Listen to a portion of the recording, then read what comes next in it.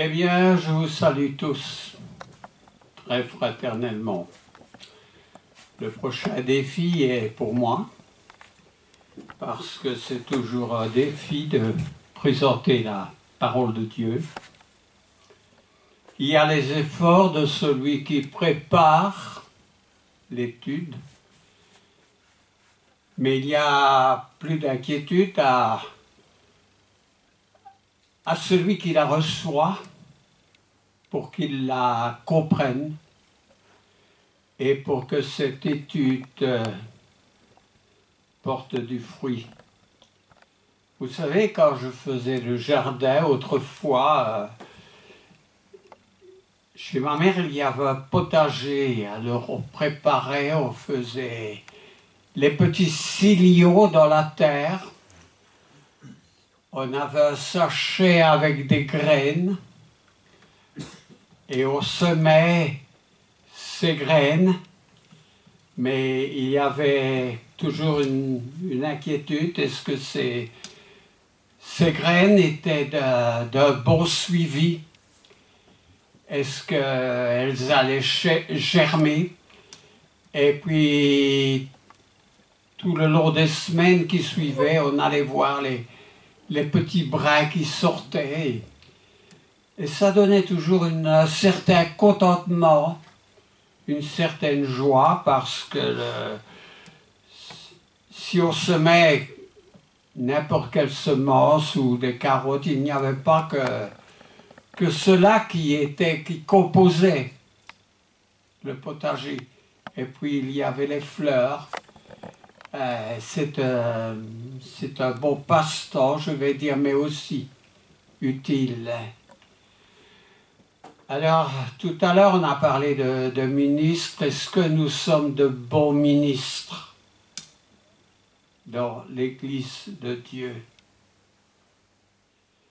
À commencer par l'assemblée dans laquelle nous appartenons, parce que c'est au sein de cette assemblée que des talents vont à leur tour semer ici et ailleurs. Mais ce qui est important, c'est que nous soyons à notre place. Alors, dans mon esprit, je visionne une multitude d'hommes talentueux dans les Écritures. Ils se sont tous appliqués, mais ils n'ont pas eu tous la même charge. Ils n'ont pas eu tous la même hardiesse. Il y en a au départ comme Gédéon, même comme Moïse, comme Jérémie, comme surtout Jonas, avec une grande timidité. Et même, je vais dire, dans leur entendement, ils n'étaient pas prêts à devenir des ministres. Mais le Seigneur a fini par avoir raison d'eux. Il les a poussés et il a fait en sorte qu'ils accomplissent le plan de Dieu. Et vous savez, quand Dieu veut quelque chose, vous pouvez essayer d'aller à l'encontre du Seigneur, mais vous êtes trop petit. Vous n'y arriverez pas. Jonas a fui. Moïse a dit, mais je ne sais pas très bien parler, Seigneur. Gédéon, moi je suis le plus petit dans ma maison. Vous êtes peut-être le plus petit, comme David dans votre maison. Mais si Dieu veut qu'au travers de vous, quelque chose se passe, eh bien, vous n'arriverez pas d'aller contre sa volonté. Cette semaine, je me suis assis, j'ai beaucoup étudié, je me suis assis et j'ai regardé derrière moi. J'ai regardé plusieurs difficultés dans ma vie en ce qui concerne ma mission de prédicateur.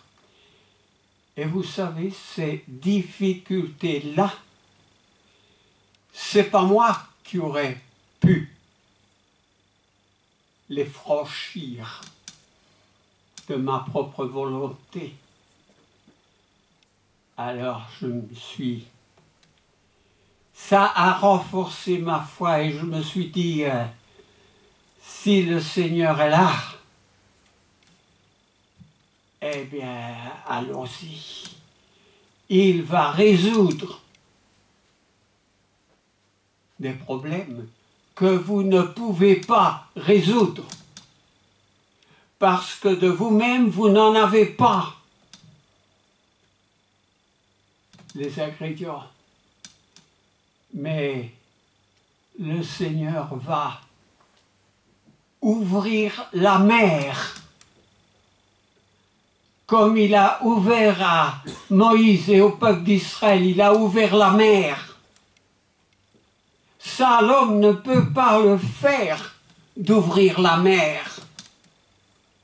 Mais quand Dieu veut quelque chose, Dieu va le faire.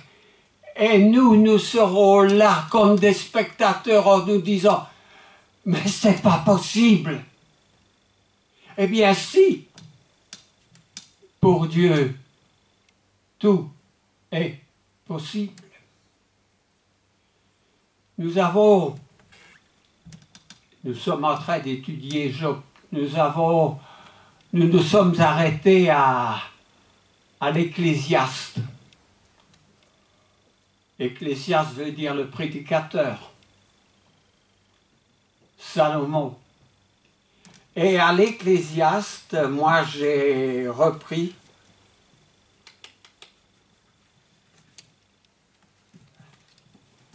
laissez-moi mettre mes lunettes parce que j'ai encore 18 ans quand je prêche, mais mes yeux n'ont pas 18 ans. Alors, il faut vieillir avec son âge. Salomon a fait une constatation.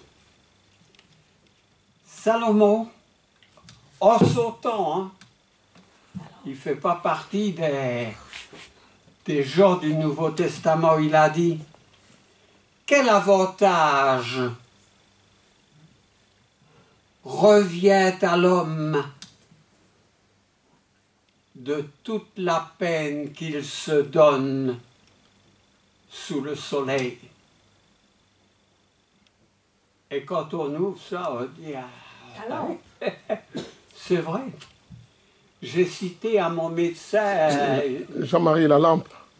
Oui, tu fais bien parce que moi je vais vous éblouir.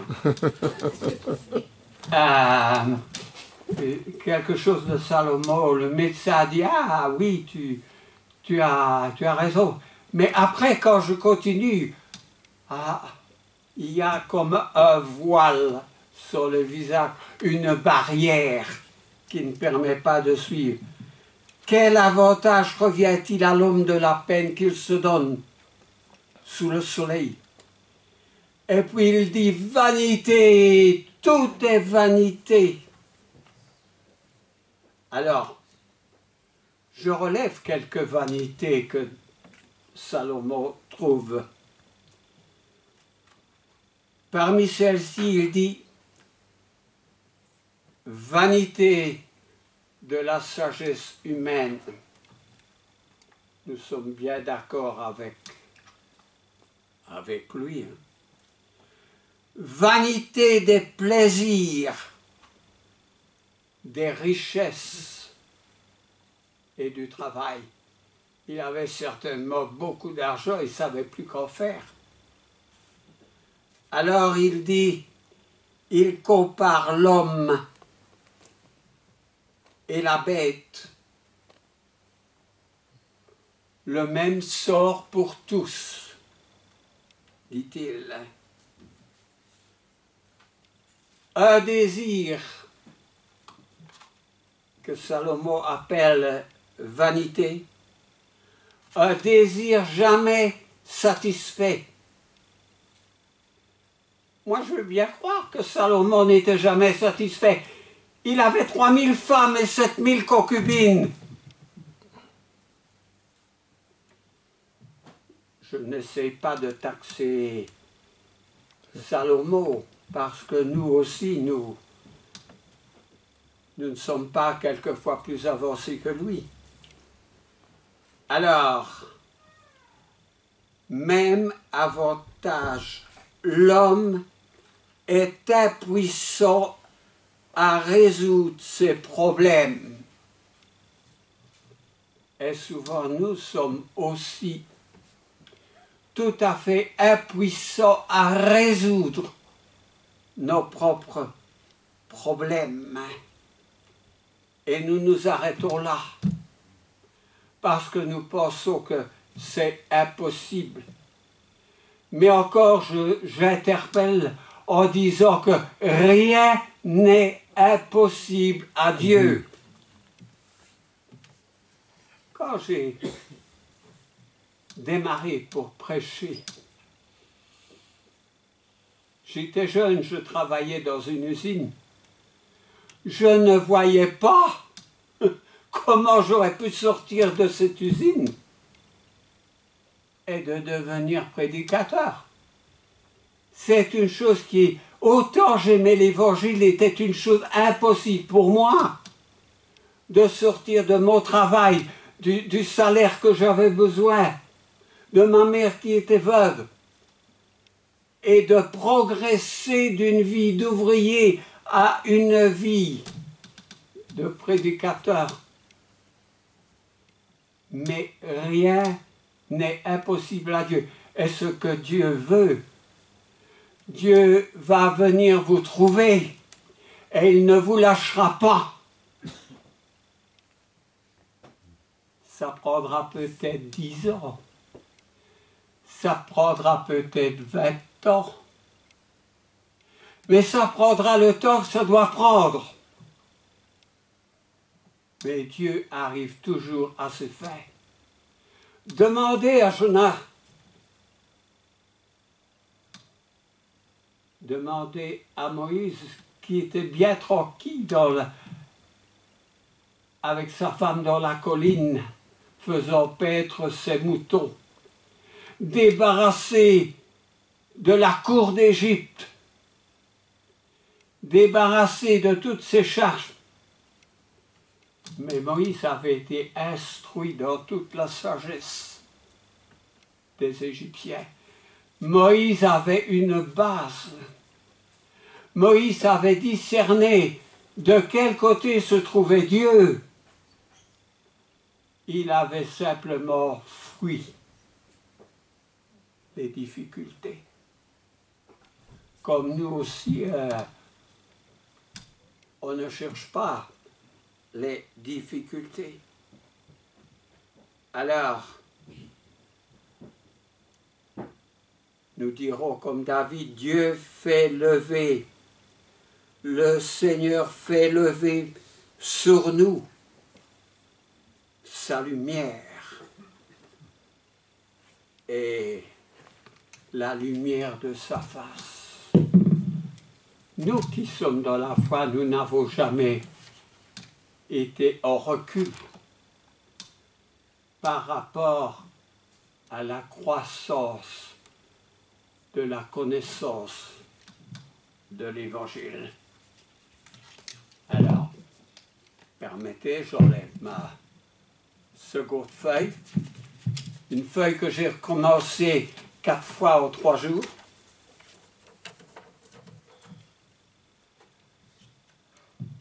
Alors, beaucoup de choses semblent négative à première vue.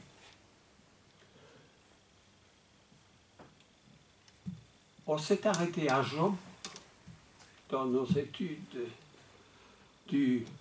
dès mercredi. Et alors, Job, comme Salomon, sont des personnages qui sont bien à leur place dans les Écritures. Mais Job est encore le cas d'un personnage éprouvé. Pourquoi ne suis-je pas mort? Pourquoi n'ai-je pas expiré dans le ventre de ma mère? Job, autant que Jonas, il n'avait pas envie de continuer. Il était éprouvé. Est-ce que nous sommes éprouvés? Oui, probablement. Mais certainement pas au même degré que Job, n'est-ce pas? Alors, il y avait aussi chez Job une grande perplexité que nous retrouvons parmi les prophètes et notamment Habakkuk. La voie des méchants est prospère. Pourquoi les perfides vivent-ils en paix? Grande question. Pourquoi la voie des méchants prospère? Et une grande partie des riches de la terre sont mêlés dans leur voie à des choses mauvaises et perfides. Il y a une incompréhension. Un grand courant d'insatisfaction, mais aussi de satisfaction non garantie. Quand vous lisez Ecclésiaste chapitre 5 et 6, vous voyez que ce sont des satisfactions qui ne sont pas garanties. Salomon traduit une meilleure chose pour l'homme qui est de profiter du fruit de son travail. Profiter du fruit, comme le mot l'indique, de son labeur, pendant qu'il est toujours sur la terre. Arrêtons-nous à cette expression, le fruit de son labeur. Nous avons tous besoin de travailler, n'est-ce pas? Il est écrit dans la parole que celui qui ne travaille pas ne mange pas. Aussi reculés que puissent être les siècles. Et je rappelle ici une petite fable que nous apprenions à l'école, qui venait de La Fontaine. Je dirais simplement que à la cour de Louis XIV, il y avait 4 poètes, 4 écrivains qui étaient très chers à Louis XIV. Il y avait La Fontaine, il y avait Molière, il y avait Corneille, et le 4e était Boileau, que j'aime bien parce qu'il savait répondre des réponses parfois un peu caustiques, même au roi. Mais je ne vais pas m'étendre sur cet âge classique, cet âge d'or, mais simplement sur cette fable de La Fontaine, qui était un riche laboureur. Un riche laboureur qui fit venir ses enfants et leur parla son témoin en disant, gardez-vous, leur dit-il, de mépriser l'héritage. Et l'héritage, je ne vais pas citer le poème, je l'ai ici. Il parlait à ses enfants que cet héritage était la terre, était le travail. Et aujourd'hui, le travail est recommandé dans l'Église. Il est recommandé par Paul, il est recommandé dans tous les livres du Nouveau Testament pour jusqu'à devenir un ministre de Christ. Alors, je vais aller au-delà et il nous faudra attendre cet âge d'or que je dirais qui est celui de la grâce, dans laquelle est manifesté le plan de Dieu, le salut, la concrétisation de l'espérance. Il nous faudra attendre la manifestation. Laissez-moi ici reprendre une phrase qui se trouve dans l'apôtre Paul a dit, la manifestation de la bonté de Dieu et de l'amour de Dieu pour un grand changement. C'est en Tite chapitre 3 qu'il dira au verset 5, il nous a sauvés, non à cause des œuvres que nous aurions faites, mais selon sa miséricorde. Alors qui, parmi les frères, a Tite chapitre 3, verset 5, et va nous le lire clairement.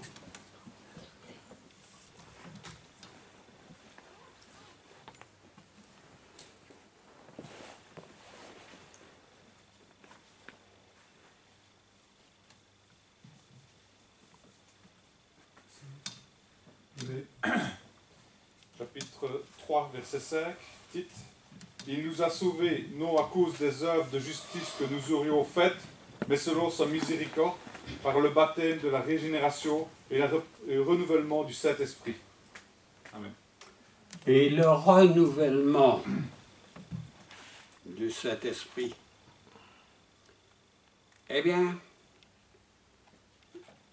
au sujet de l'Esprit, les apôtres sont clairs dans leur enseignement.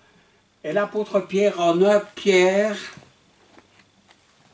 au chapitre 1, tu as encore, mon frère, ta Bible ouverte, 1 Pierre, chapitre 1, à partir du verset 17 à 25. 1 Pierre 1, 17, 25. Et si vous invoquiez comme Père celui qui juge, selon l'œuvre de chacun, sans acceptation de personne, conduisez-vous avec crainte pendant le temps de votre pèlerinage, sachant que ce n'est pas par des choses périssables, par de l'argent ou de l'or, que vous avez été que vous avez été rachetés de la vaine manière de vivre que vous aviez hérité de vos pères, mais par le sang précieux de Christ, comme d'un agneau sans défaut et sans tache, prédestiné avant la fondation du monde et manifesté à la fin des temps à cause de vous. Tu avais dit jusqu'à combien 17 à 25. Pardon. Qui par lui croyait en Dieu, lequel l'a ressuscité des morts et lui a donné la gloire, en sorte que votre foi et votre espérance reposent sur Dieu. Ayant purifié vos âmes en obéissant à la vérité, pour avoir un amour fraternel, sincère, aimez-vous ardemment les uns les autres de tout votre cœur. Puisque vous avez été régénérés non par une semence corruptible, mais par une semence incorruptible, par la parole vivante et permanente de Dieu. Car toute chair est comme l'herbe et toute sa gloire comme la fleur de l'herbe. L'herbe sèche, la fleur tombe, mais la parole du Seigneur demeure éternelle. Et cette parole est celle qui vous a été annoncée par l'Évangile. Amen. L'Évangile, la bonne nouvelle de notre Seigneur. L'espérance. L'Évangile renferme l'espérance. La promesse du salut. La vie éternelle. Tout cela fait partie de la parole incorruptible de Dieu.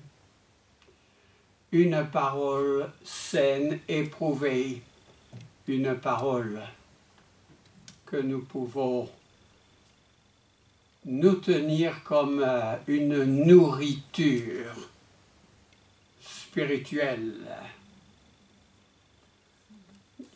Ainsi, dira Pierre, ou dira plutôt Paul aux Romains, nous avons appris à servir Dieu sous un régime nouveau.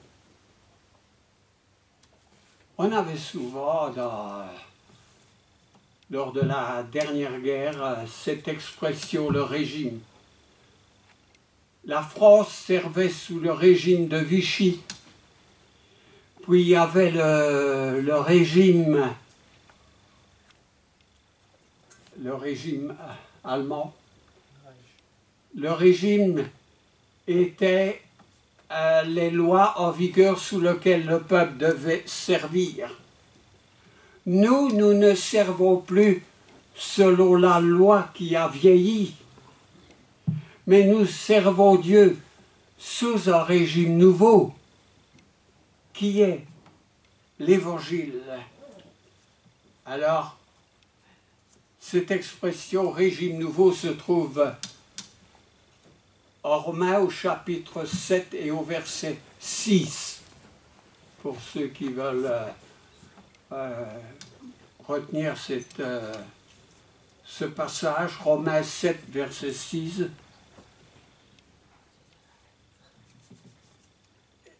Mais Paul continuera à confesser la faiblesse qui réside dans la chair. Alors l'apôtre Paul, lui aussi, va s'y mettre. En Romains, au chapitre 7, il va parler de 3 régimes, de 3 lois. Il va parler de la loi de Dieu, de la loi de l'entendement et de la loi du péché. Et peut-être il serait bien d'aller dans Romains, parce que c'est un passage souvent repris au sujet de la chair, qui a ce passage dans Romains 7 pour lire. À partir du verset 7 Ouais. Jusqu'à. Vas-y. Oui, mais je lis jusqu'à. C'est 14, non 14, 15, je ne sais pas. Attends. La loi est un péché. Nous savons qu'en effet que la loi est spirituelle. Dis un peu où. De 7 à. Jean-Marie, je lis de 7 à combien? Continue, on arrêtera parce que je n'ai pas la vue. Romains 7, 7. Que dirons-nous donc? La loi est-elle péché? Loin de là. Mais je n'ai connu le péché que par la loi. Car je n'aurais pas connu la convoitise, ni la loi n'eût dit tu ne convoiteras point. Et le péché, saisissant l'occasion, produisit en moi, par le commandement, toutes sortes de convoitises. Car sans loi, le péché est mort. Pour moi, étant autrefois sans loi, je vivais, mais quand le commandement vint, le péché reprit vie, et moi je mourus. Ainsi, le commandement qui conduit à la vie se trouve pour moi conduit à la mort. Car le péché, saisissant l'occasion, me séduit par le commandement, et par lui me fit mourir. La loi donc est saine, et le commandement est sain, juste et bon. Ce qui est bon a-t-il donc été pour moi une cause de mort? Loin de là, mais c'est le péché afin qu'il se manifestât comme péché et nous donnant la mort par ce qui est bon et qui par le commandement il devrait condamner au point. Continue. Oui. Nous savons en effet que la loi est spirituelle, mais moi, je suis charnel, vendu au péché.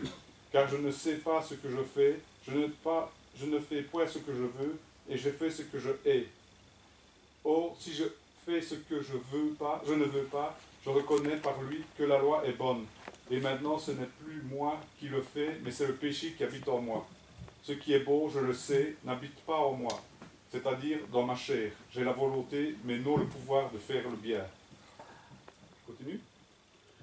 2-3 versets, oui. Car je ne fais pas le bien que je veux, et je fais le mal que je ne veux pas. Et si je fais ce que je ne veux pas, ce n'est pas moi qui le fais, c'est le péché qui habite en moi. Je trouve donc en moi cette loi. Quand je veux faire le bien, le mal est attaché à moi. Car je prends plaisir à la loi de Dieu selon l'homme intérieur. Mais je vois dans mes membres mes autres lois qui luttent contre la loi de mon entendement et qui me rend captif de la loi du péché qui est dans mes membres. Une autre loi, la loi de l'entendement. D'abord, il dit que la loi de Dieu est bonne. Mais nous sommes, par notre faiblesse, sous la loi du péché. La loi de Dieu est bonne, mais il y a une autre loi, la loi du péché, qui lutte contre la loi de mon entendement. Et si nous ne comprenons pas cela, nous allons avoir quelques difficultés. Je voudrais vous donner quelques synonymes du mot entendement. L'entendement peut être pris comme la raison, le jugement, l'intelligence, la conception, notre conscience, le discernement, l'appréciation. Autrement dit, il y a la loi du péché qui va lutter contre cet entendement de nous, contre tout ce qui est la raison chez nous. Et c'est la loi de Dieu qui est bonne, qui doit être victorieuse. Alors, attention, parce qu'il y a des hommes qui sont corrompus d'entendement, dira l'apôtre Paul à Timothée. Et trouvons 1 Timothée au chapitre 6, les versets 3 à 10. Il est peut-être un peu juste pour que je commente ces passages, mais je voudrais qu'ils soient lus. 1 Timothée 3 à 10. 1 Timothée 6, Oui, 6, 3 à 10. Si quelqu'un enseigne de fausses doctrines et ne s'attache pas aux saines paroles de notre Seigneur Jésus-Christ et à la doctrine qui est selon sa piété, il est enflé d'orgueil, il ne sait rien et il a la maladie des questions oisieuses et des disputes de mots, d'où naissent l'envie, les querelles, les calomnies, les mauvais soupçons, les vaines discussions d'hommes corrompus d'entendement, privés de la vérité, et créant que la piété est une source de guerre. C'est en effet une grande source de guerre que la piété avec le contentement, car nous n'avons rien apporté dans le monde, et il est évident que nous n'en pouvons rien emporter. Si donc nous avons la nourriture et le vêtement, cela nous suffira.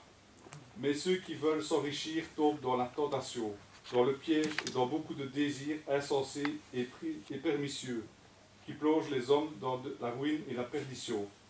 Car l'amour de l'argent est une racine de tous les maux, et quelques-uns en étant possédés se sont égarés loin de la foi, et se sont jetés eux-mêmes dans le bien des tourments. Amen. Oui, attention à l'entendement parce qu'il y a la fausse doctrine, l'impiété, tout ce qui va mettre une barrière dans notre vie spirituelle. Alors, soyons attentifs, prenons les armes de l'esprit et laissons à Dieu la conduite de notre existence. C'est ma prière pour vous au nom de Jésus. Amen. Amen.